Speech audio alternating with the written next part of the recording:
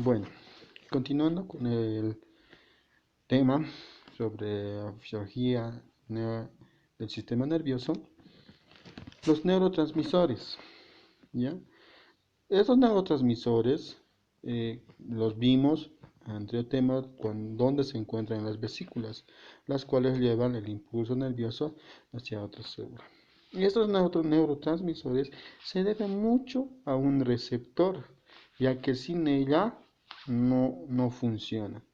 Entonces, el neurotransmisor sí o sí tiene que presentar un receptor. Y estos receptores se encuentran sobre las células ya efectores o sobre las que se va a transmitir los impulsos nerviosos gracias a los neurotransmisores. Estos neurotransmisores, estos neurotransmisores vamos a conocer algunas de ellas, que es la norepinefrina, la norepinefrina, que esta va a ser la adrenalina, también conocida como la adrenalina, o la activación, la vigilia, el aprendizaje, la memoria y el estado de ánimo. Es donde va a actuar la epinefrina, en la activación, en la vigilia, en el aprendizaje, en la memoria y el estado de ánimo. También tenemos que es la acetilcolina. La acetilcolina es aquel neurotransmisor que se va a encontrar bastante en los ganglios paravertebrales y del sistema nervioso autónomo, ¿no? En los ganglios paravertebrales, donde va a ser secretado, va a ser la comunicación entre somas y axones, ¿no? Entre somas y axones. ¿Ya? Entonces, la acetilcolina se va a ir ahí, más que todo, se observa en las, en las glándulas paravertebrales. Estas se van a encontrar en las neuronas aferentes o eferentes, o postganglionares o preganglionares. Va a ser de la misma manera la activación, la atención, la memoria y la motivación, donde va a ir actuando. De la misma manera vamos a ir también a observar que es los neurotransmisores de dopamina.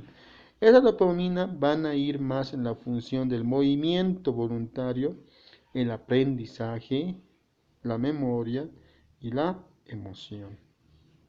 Tenemos a la serotonina, que es una molécula del estado de ánimo. Mencionamos que esto es cuando un animal vamos a encontrar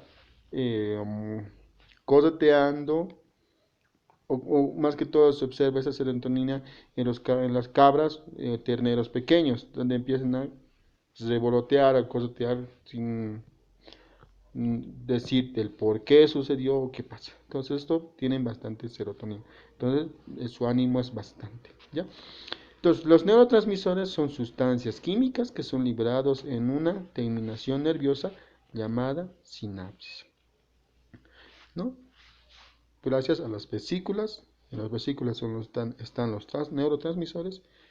Puede ser norepinefrina, puede ser la acetilcolina, puede ser la dopamina, puede ser la serotonina, las cuales van a ir hacia la otra célula con su respectivo receptor. Recalcamos, el neurotransmisor si no tiene un receptor, no tiene ninguna función, ¿no? Puede ser inútil, ¿ya? Vamos a lo que es las sustancias químicas. Estas sustancias químicas encefálicas van a ser neurotransmisores producidos en el encéfalo. Son neurotransmisores producidos en el encéfalo, las cuales vamos a encontrar el glutamato, que es el principal excitador del sistema nervioso central, la cual va a ayudar bastante, o la función primordial es en la memoria a largo plazo, la percepción del dolor, ¿no? Es aquí donde va a percibir inmediatamente cualquier estímulo que pueda venir del exterior. Tenemos a la glicina, que este va a ocurrir la inhibición de la médula espinal y centros encefálicos inferiores. ¿Ya? Tenemos al GABA, que es el ácido gamma aminobutírico, que esto es un neurotransmisor inhibitorio de sueño, de trastorno alimenticio y ansiedad, ¿no?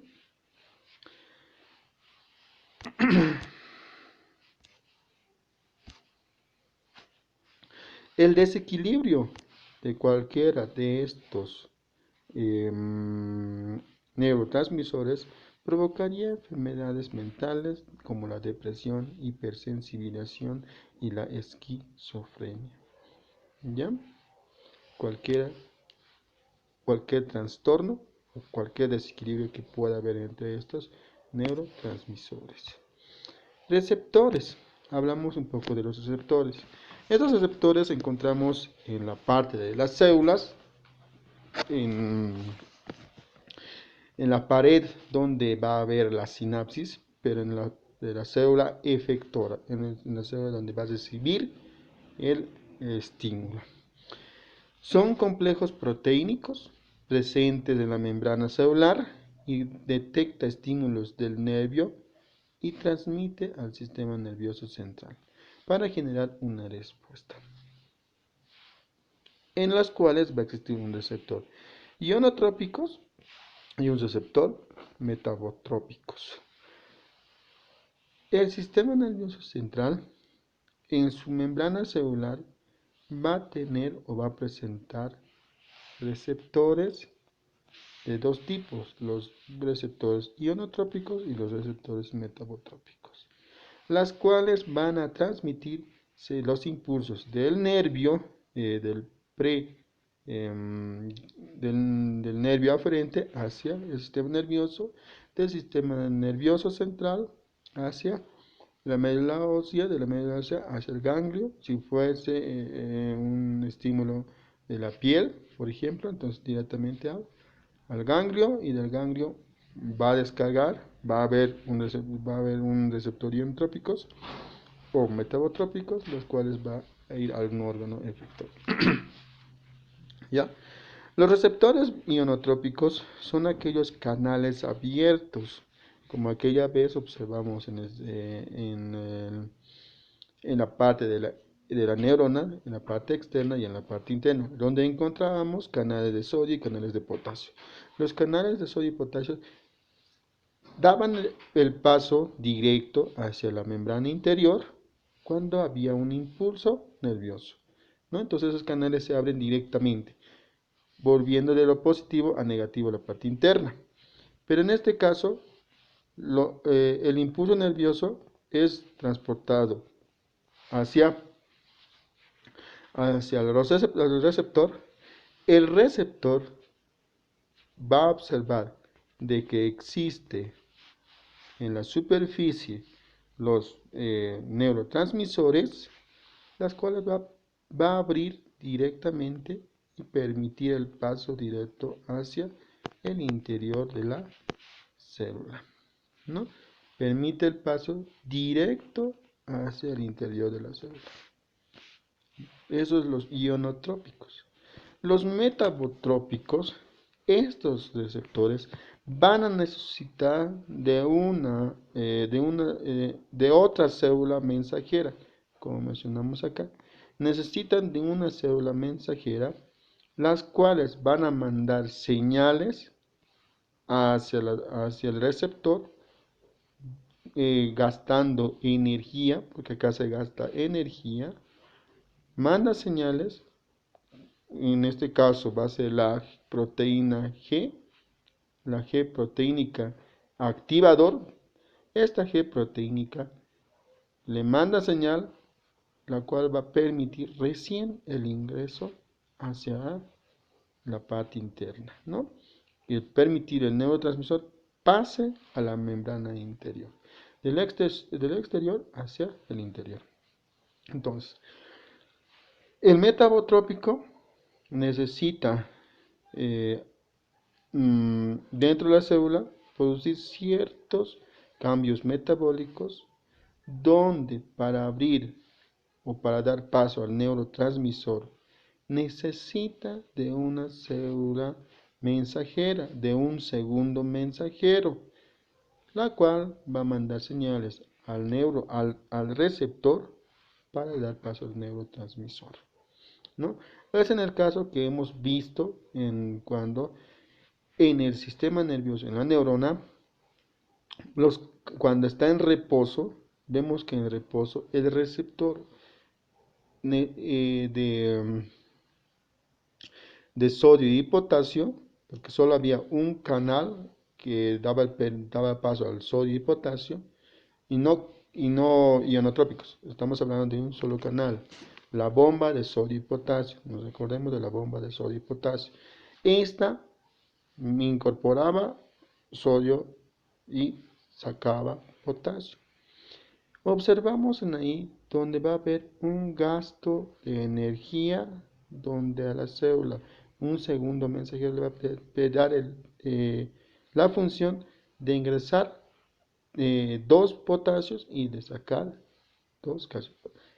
Ese segundo mensajero, esa célula segunda mensajero, la que va a hacer de que la célula se abra y se cierre, se abra y se cierre, en la cual al abrir y al cesar, va a haber un gasto energético. Es por esa razón que el oxígeno y la glucosa, que es la parte del hígado, donde la célula siempre va a ir gastando.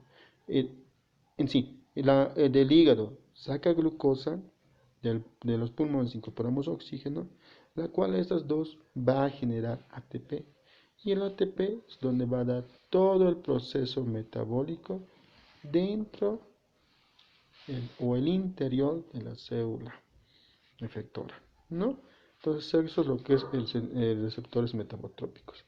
Los receptores metabotrópicos necesitan de un segundo mensajero para dar paso a los neurotransmisores.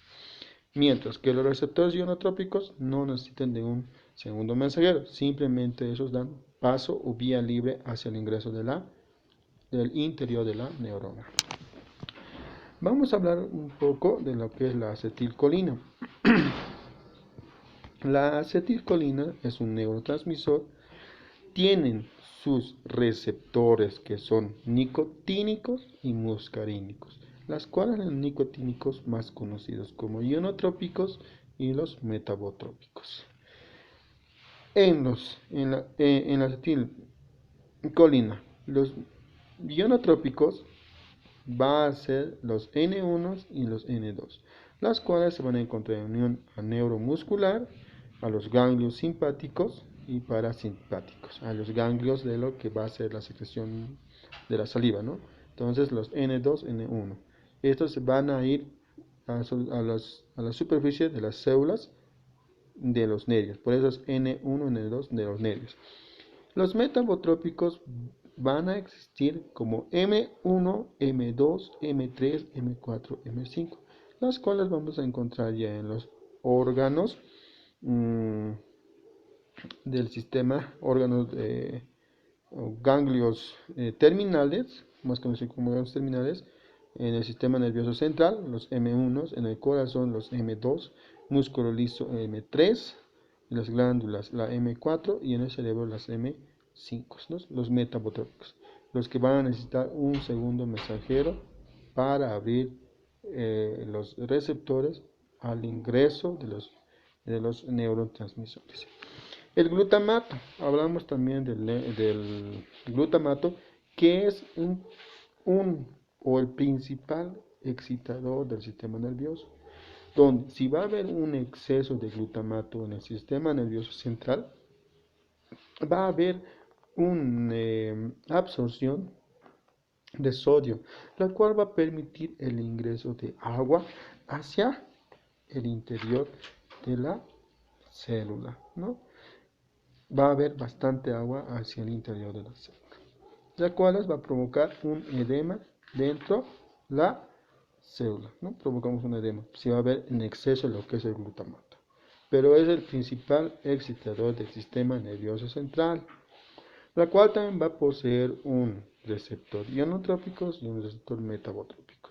Los receptores ionotrópicos vamos a encontrar la NMDA, que va a ser, que va a ayudar a que vaya a elevarse lo que es el sodio, de la misma manera el potasio, de la misma manera el calcio. Tenemos también al AMP, ¿no? La cual también el sodio y el potasio ayuda a la absorción de sodio y potasio o al ingreso, ¿no?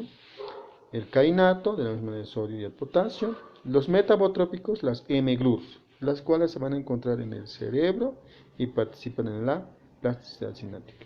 Por ahora nos vamos a más concentrar en lo que se va a encontrar esto en el cerebro, los M-GLUs, ¿no? Metabotrópicos y ionotrópicos. Tenemos también a lo que es el GABA. Este GABA es el inhibidor del sistema nervioso central, donde vamos a encontrar dos tipos de receptores, el receptor ionotrópicos y también el eh, receptores metabotrópicos. Encontramos dos tipos de ionotrópicos. Va a ser la GABA A y la GABA C, que van a hacer la incorporación de cloro a nivel de la célula. Va a haber un elevado incorporación de cloro. Se va a elevar, ¿no? El metabotrópico, el GABA B, va a hacer de que vaya a disminuir el AMP cíclico. El AMP cíclico y va a ayudar a subir lo que es la absorción de potasio, ¿no?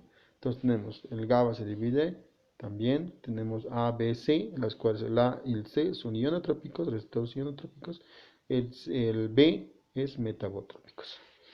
De la misma manera tenemos a la glicina. La glicina va a ser de la misma manera, esas se unen a la NMDA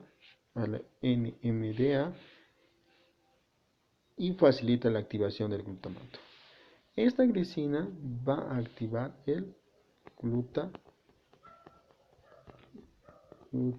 ¿no? Activa el glutamato, que es el cual el excitador del sistema nervioso central, ¿no? Entonces, la activación del glutamato. Este va a ser su receptor, la GLIR. Este GLIR va a ayudar a elevar cloro a nivel de las células. Entonces, decimos que la glicina es el principal inhibidor de la médula espinal, tiene efector excitador al sensibilizar el RNMDA al glutamato, tiene efectos inhibidores al abrir canales de cloro, ¿no? Canales de cloro, inhibido por estricnina. La estricnina es la que va a inhibir. Vamos también a las catecolaminas. Las catecolaminas son la adrenalina y la noradrenalina. La adrenalina es aquel que va a tener una afinidad, como mencionamos, hacia los receptores beta. Y las noradrenalinas van a tener una afinidad hacia los receptores alfa, ¿no? Pero también puede ser a lo contrario, de que las noradrenalinas tengan una afinidad hacia los beta receptores o la adrenalina hacia el alfa receptores, ¿no? Entonces, vamos a observar en este cuadro el receptor, el segundo mensajero y el órgano. El receptor, el alfa receptor, vamos a encontrar lo que son las arteriolas, pero van a necesitar un segundo mensajero, ¿no? Eleva el segundo mensajero y donde las arteriolas sistémicas, produciendo la vasoconstricción o vasodilatación. En realidad, la vasodilatación. El alfa 2, de la misma manera, va a tener un segundo mensajero, va a tener el órgano efector en las membranas sinápticas, o en realidad en la superficie de membranas sinápticas, en la zona periacueductal. Tenemos a las betas, que son la beta 1, beta 2 y beta 3. La beta 1 va a estar en el corazón, también en la superficie de la célula del corazón. La beta 2 en los vasos sanguíneos del músculo estriado, en los bronquios, provocando una broncoconstricción, también broncoconstricción. El beta 3 de la misma manera en el tejido adiposo. Tenemos de la misma manera, que va a ser una de las catecolaminas, la dopamina. Esta dopamina va a tener dos tipos de receptores, que va a ser la D1 y la D2. Estas se van a encontrar mayormente en el cerebro, ¿no? Esas dopaminas se encuentran mayormente en el cerebro. ¿Ya? Síntesis y degradación. La síntesis y degradación de la tirosina. La tirosina se convierte en dopa gracias a la tirosina hidroxilasa. Es decir, que la tirosina hidroxilasa agarra a la tirosina y la convierte en dopa. El ácido descarboxilasa, gracias también a un metabolismo, agarra al dopa y lo convierte en dopamina, que ésta se va a encontrar en una mayor cantidad sus receptores en el cerebro, ¿no? Y la dopamina hidroxilasa agarra la dopamina y lo convierte en noradrenalina. Esta noradrenalina no es directamente adrenalina, no, sino que esta va a recorrer todo el torrente sanguíneo, donde su órgano efector, que es en el riñón, exactamente en la médula suprarrenal, donde la fenitanolamina N-metiltransferasa,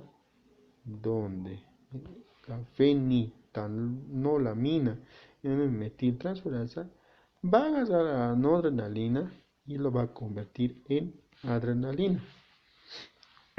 Eso es lo que pasa con la síntesis y degradación de la noradrenalina y la adrenalina, ¿no?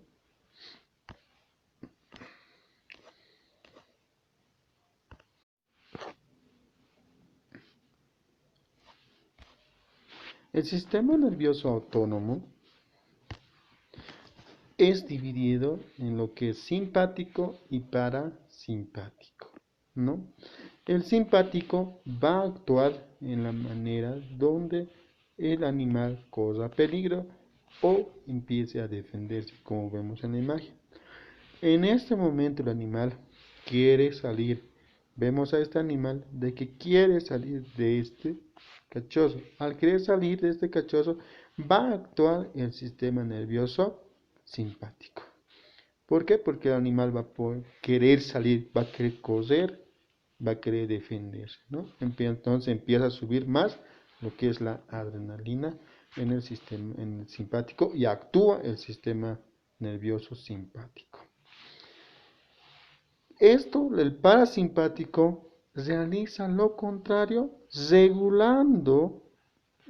regulando gracias al hipotálamo, al simpático, lo regula, ¿no? Entonces el parasimpático más se va a observar de que cuando el animal ya haya salido del estrés o de lo que se encuentra en el momento de mucha adrenalina, a un estado donde el animal se encuentre descansando, ya no tenga peligro, entonces va a actuar ya el parasimpático.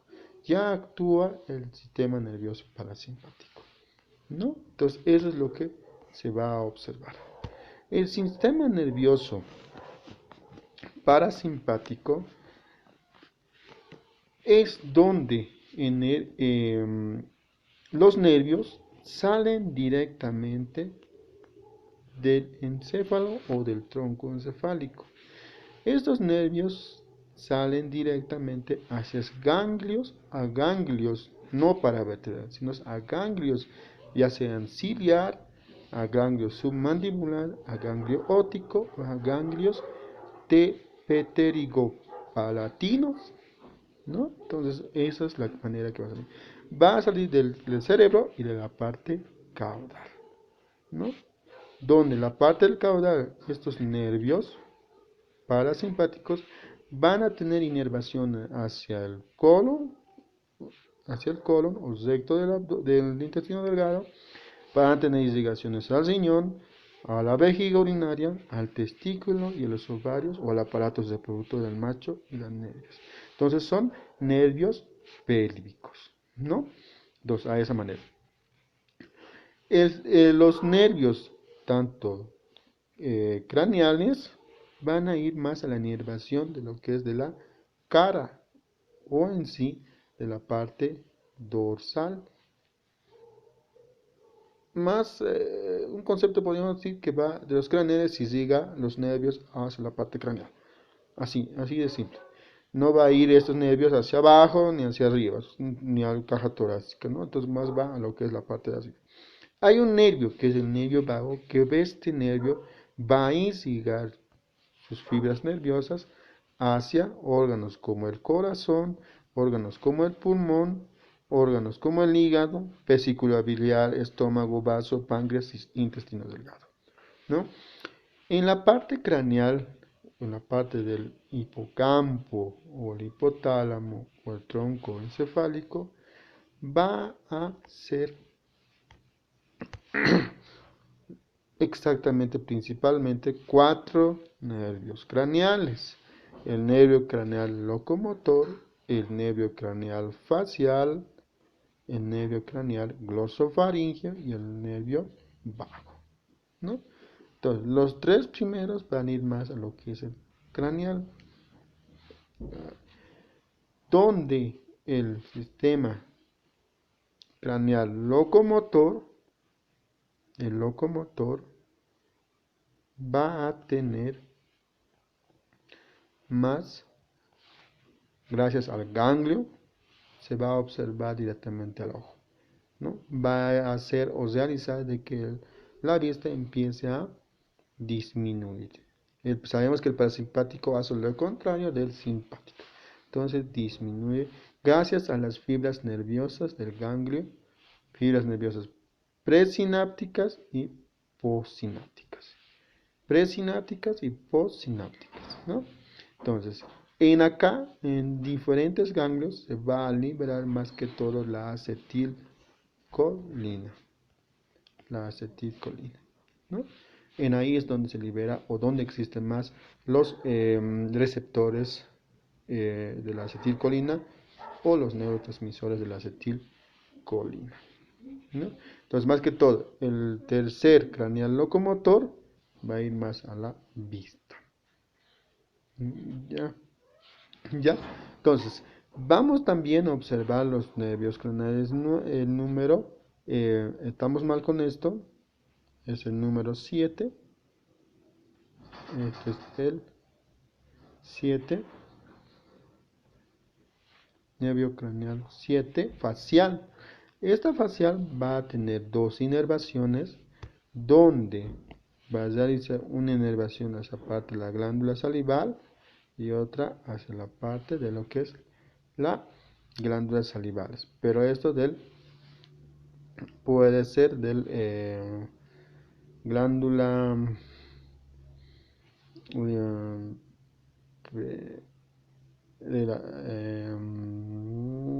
vamos a recordar la glándula del paladar, o sea, del paladar arriba, ¿no? De la superficie del paladar superficial, ¿no? Entonces, encontramos, ahí se me ha escapado qué tipo de glándula, donde va a secretar la saliva hacia la parte de la boca, ¿no?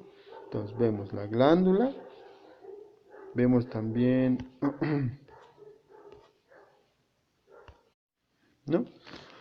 Entonces, el nervio craneal facial va a ir a 2 inervaciones: a la glándula lagrimal para producción o para lubricación de la vista, ¿no? Para lubricación de la vista.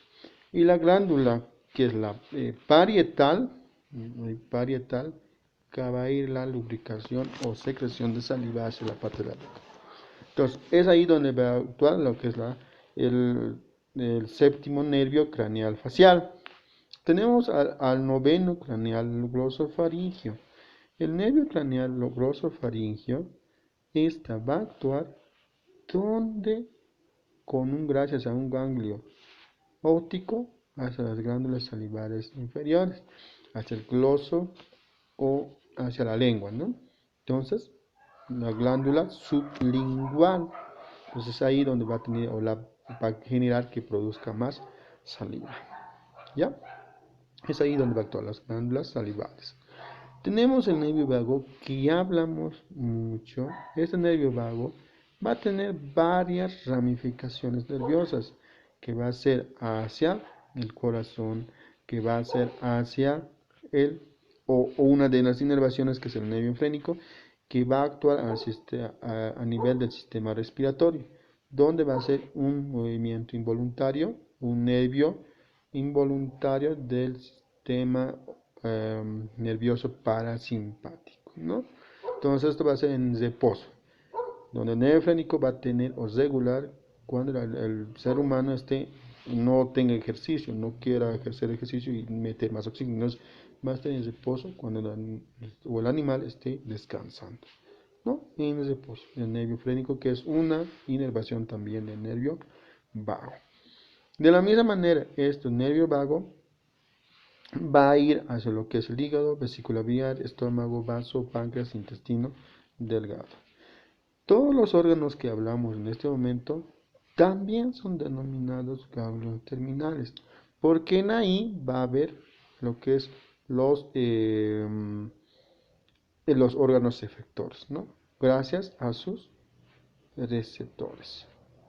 En la superficie de cada ganglio terminal existen receptores con sus neurotransmisores, ¿no? Y esos neurotransmisores van a ser transportados por fibras nerviosas postganglionares y preganglionares, o preganglionares y postganglionares, ¿no? Eso es lo que va a ocurrir. Postganglionares después y preganglionares antes de del ganglio, ¿no? Entonces, vamos a otro tipo de... El sistema nervioso simpático. Ya hablamos de lo que es el sistema nervioso parasimpático. El sistema nervioso simpático va a tener ya unos ganglios paravertebrales. Esto que estamos observando son ganglios paravertebrales. Y es una cadena muy larga, ¿no?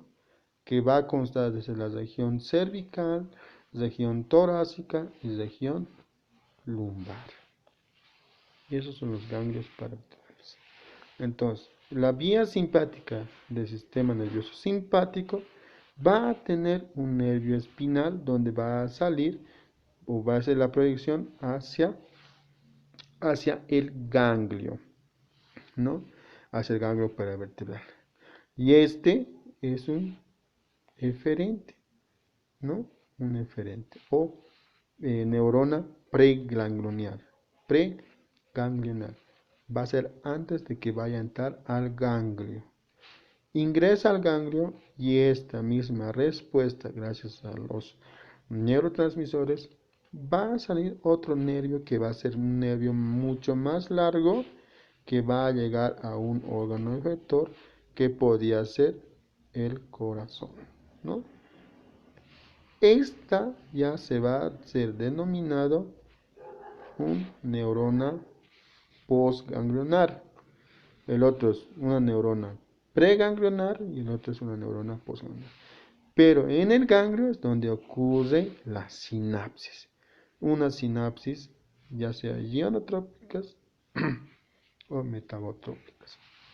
Generalmente las metabotrópicas va a ocurrir donde es en el órgano efector. Acá va a ser más que todo ionotrópicas, ¿no? En los ganglios va a ser ionotrópicas, liberándose principalmente la acetilcolina. En todos los ganglios se van a dividir, a tener, los neurotransmisores, van a liberarse los neurotransmisores de la acetilcolina, ¿no? Entonces estamos otra vez. nervios simpáticos paravertebrales, ahí mismo dice, ¿no? El ramo de comunicación blanco, que en realidad va a ser las fibras nerviosas, eso que es la preganglionar, una postganglionar, que va a ir, es un nervio largo, que va a ir hacia un órgano efector. El sistema nervioso simpático, este es donde observamos al perro que está queriendo salir o escapar de lo que es el problema que se va a encontrar. Donde estos nervios van a tener una ganglios simpáticos paravertebrales, las cuales van a ir estos nervios a tener hacia hacia un ganglio terminal, que en realidad ahora podemos ver el ojo, donde va a ocurrir una dilatación de la pupila. ¿Por qué se va a dilatar la pupila? Porque el animal necesita observar o estar fijo para cualquier acción que pueda realizar en el momento. Entonces, la pupila se abre más porque quiere observar más y quiere estar atento de lo que va a suceder. En este caso, cuando el animal está peleando, no necesita la producción de la saliva. Por tanto, se inhibe lo que es la saliva, la pupila se va a dilatar, se dilata la pupila y se inhibe la saliva, ¿no? Porque no necesita la saliva. En los pulmones va a ocurrir lo siguiente, va a hacer de que el pulmón se vaya a relajar. Va a haber un relajamiento de los pulmones donde vamos a deducir que va a haber una broncodilatación. ¿Por qué una broncodilatación? El animal que está queriendo pelear, va a abrir los ojos, pues necesita incorporar más oxígeno. Entonces ahí es donde existe un mecanismo de ventilación mecánica ya forzada, ¿no ve?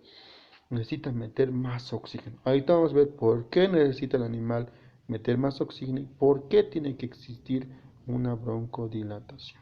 ¿Ya? En el corazón, el animal va a tener que, de la misma manera, va a tener que aumentar lo que es el ritmo cardíaco. Al aumentar el ritmo cardíaco, el animal va a haber el intercambio gaseoso, tanto en el pulmonar más rápido, va a bombear rápido. ¿Por qué? Porque va a tener que incorporar oxígeno hacia la sangre, ¿no? Hacia la sangre. Incorpora oxígeno de sangre. Así que el animal empieza a bombear rápido el corazón. Los impulsos cardíacos se aceleran, ¿no? De la misma manera, se va a inhibir, acá un poco no hablamos, de que también va a haber una vasoconstricción, o sí, una vasoconstricción, existe una vasoconstricción, para que toda la sangre sea utilizado en la parte del corazón, ¿no? De la misma manera, en el sistema nervioso parasimpático, cuando el animal está corriendo o el animal quiera salir de algún tipo de problema, se inhibe lo que es el sistema digestivo completamente, porque el animal no está pensando en ese momento en comer, no está pensando en absorber vitaminas, minerales, simplemente en querer escapar o salir o tener una salida en ese momento. ¿Ya? Va a haber de la misma manera esto del hígado, va a tener que, vamos a dar un positivo, porque el hígado va a tener que funcionar mucho más. Se estimula la liberación de glucosa. El hígado va a liberar glucosa. Es por eso en este momento donde vamos a entrar. El, el hígado, o perdón, el pulmón se dilata para incorporar oxígeno. Y el hígado se estimula para la liberación de glucosa. Estas dos van a empezar a formar, gracias a un metabolismo que ocurre dentro de la célula, ATP. Y esta va a tener que ser utilizado en las células, ¿no? Eso es lo que va a ocurrir. Entonces necesitamos de ATP. Por eso es donde va a abrir una broncodilatación para incorporar oxígeno. De la misma manera va a expulsar dióxido de carbono porque al generar ATP se genera un dióxido de carbono. También va a generar ATP, pero también dióxido de carbono. Entonces va a tener, por ende, expulsar dióxido. Y el hígado va a tener que formar glucosa, porque esta glucosa es el principal para formar el ATP, juntamente con el oxígeno. Es por eso los dos van a ir, la broncodilatación y la liberación de la glucosa sobre el hígado. La otra va a ser de que el animal, cuando empiece a correr, va a haber una secreción de adrenalina y norepinefrina por el riñón. La adrenalina, sabemos cómo es la síntesis de la adrenalina, gracias a que se libera la adrenalina en el riñón, porque genera primeramente la noradrenalina, ingresa a la médula renal, de la médula recién se libera la adrenalina. Y la adrenalina, esto va a ir por todo el torrente sanguíneo, por la sangre en realidad, no va por un nervio. La noradrenalina de la misma manera. Entonces la adrenalina va por el torrente sanguíneo y es liberada a todos los órganos, ¿no? Es por eso que va a depender mucho de la adrenalina para que el animal esté atento de lo que vaya a pasar. Ya, entonces la secreción, es mayor la secreción de adrenalina. El esfínter en la parte de la región lumbar se relaja la vejiga para dar paso al intercambio de como va a existir la producción de secreción de adrenalina y también va a relajarse la vejiga, ¿no? Y se contrae el recto, va contra el recto, porque no es necesario, no necesita en ese momento de que el recto vaya a empezarse a abrir, no hay esa función. Entonces, eso es lo que hace el sistema nervioso simpático, es donde va a ser para la huida y el otro, el parasimpático, para que vaya a tranquilizarse todos los ganglios terminales. Aquí observamos dos, que es uno, el el sistema nervioso simpático, ya sabemos qué hace, y el sistema nervioso parasimpático. Vamos a ir viendo ahí de manera más unida. El sistema nervioso parasimpático no inhibe al sistema nervioso simpático, sino son sinérgicos, actúan las dos ayudándose y complementándose. ¿Ya? Acá lo veremos un poco más de lo que va a pasar. En el sistema nervioso simpático, la midriasis, va a existir una midriasis, donde existe una midriasis, donde la pupila se empieza a dilatar. Ya sabemos por qué. Se inhibe la saliva, va a haber una mayor contracción, una mayor frecuencia, va a existir una vasoconstricción para que esta sangre sea utilizada hacia el corazón, va a haber una broncodilatación para incorporar oxígeno, va a haber esta, se va a empezar a hacer la misma, ¿no? Los dos van a inhibirse, la motilidad y la inhibición de saliva. Va a haber una secreción de la médula suprarrenal de la noradrenalina, va a actuar la noradrenalina, va a haber de la misma manera la secreción de glucosa, ya sabemos por qué, la vasodilatación de los esfínteres del riñón, va a existir de la misma manera, se inhibe gracias al ganglio del mesentérico superior, la motilidad. Se inhibe, no es necesario que vaya a absorber vitaminas y minerales. Se relaja el músculo liso, se inhibe la relajación del músculo liso y es el ganglio mesentérico inferior donde va a haber un mayor tono del esfínter. El tíner se presiona y se cierra, ¿no? Entonces, eso es lo que sucede en la parte del sistema nervioso de huida, sistema nervioso simpático. de relajación o de donde va a controlarse gracias al hipotálamo a lo que es el sistema nervioso, el parasimpático. En el sistema simpático existía una midrias, en el otro va a empezar a hacer una miosis donde ya no va a existir una dilatación, sino una constricción de la pupila. Se va un poco cesar, porque no es necesario, ese dato no quiere escapar al animal, ya está más tranquilo. Todo eso lo están utilizando en este momento. Vamos a ver dónde. Va a haber más producción de lágrimas gracias al nervio 7, ¿no? El nervio 7, donde va a haber más producción de saliva y va a haber más producción también de saliva y lágrimas, ¿no? De la misma manera, la glándula del número 9 va también a hacer de que exista más saliva. Por ahí estamos comiendo, entonces necesitamos producir más saliva para que esto vaya a ser utilizado en el estómago, ¿no? Para la absorción. Eso ya vimos en la parte del sistema digestivo. El nervio vago, no es que sea vago, sino que este tiene varios órganos o ganglios terminales.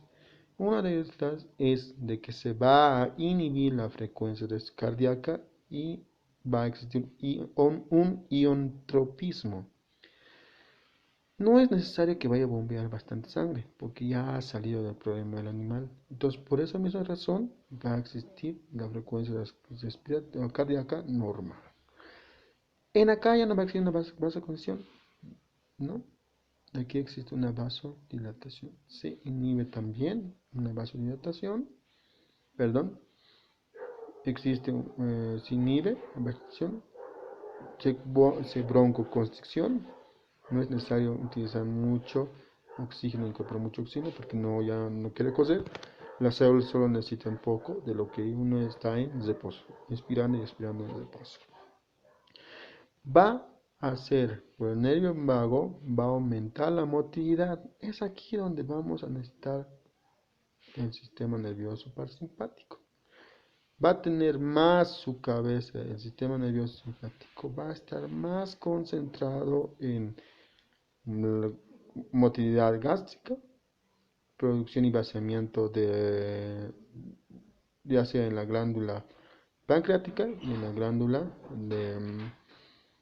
glándula eh, biliar, ¿no? Es dos. ¿Por qué va a haber más producción de esto?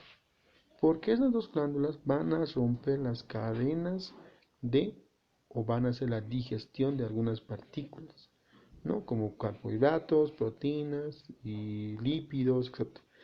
Todo eso va a tener que degradar. Es por esa misma razón que va a tener que hacer mayor producción de esos dos ganglios. Va a existir una motilidad. Como va a ser vaciado hacia el intestino delgado, tiene que ser una mayor motilidad para que esto sea la absorción, para que se absorba rápidamente, ¿no? De la misma manera va a haber un vaciamiento del esfínter, porque sabemos que en un gasto cardíaco y en todo de que el sistema haya gastado bastante energía, en el momento de huida, pues va a generado también algunos desechos que puedan y tienen que ser eliminados. Es por esa razón que va a existir un vaciamiento y una relajación del esfínter, ¿no?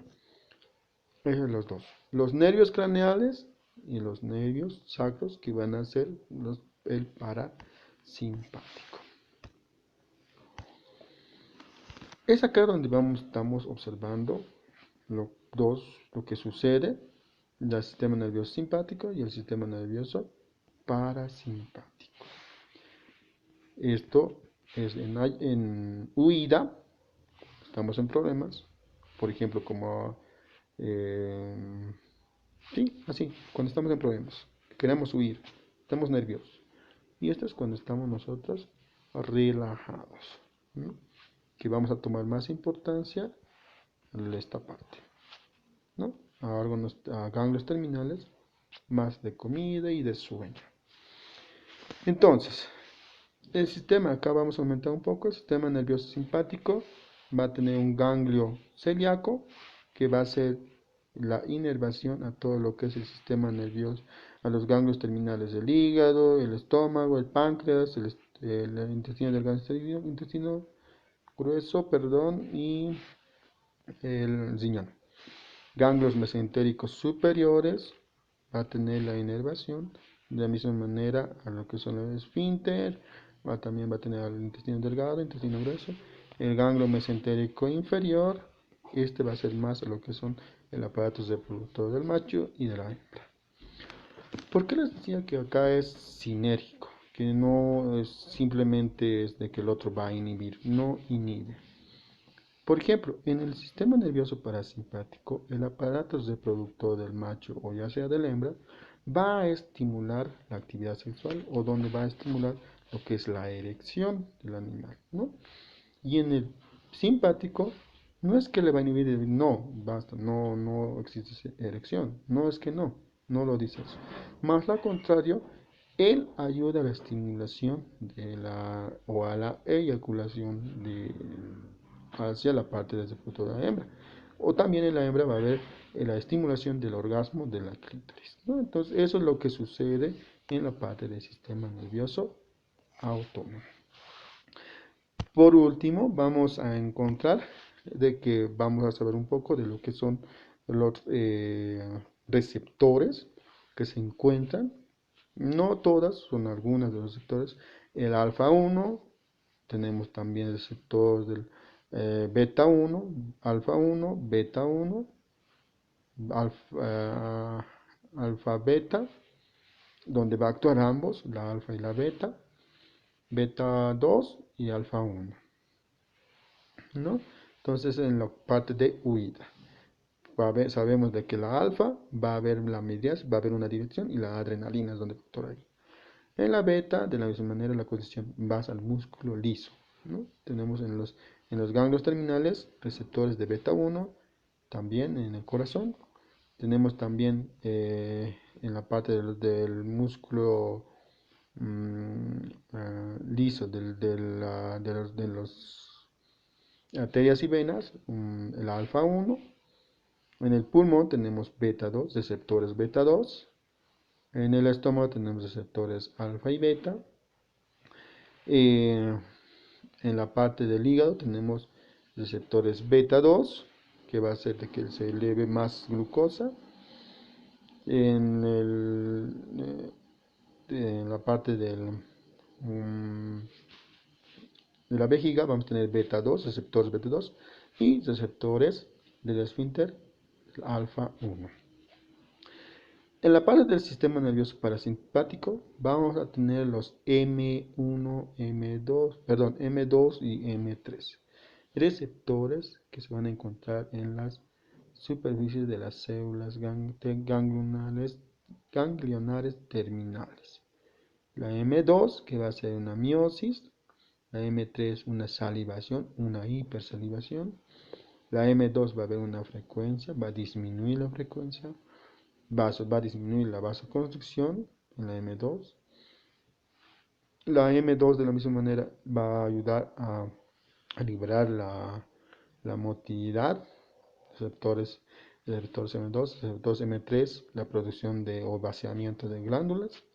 Y M3 también los receptores vaciamiento, receptores M3, relajación de las esfínter.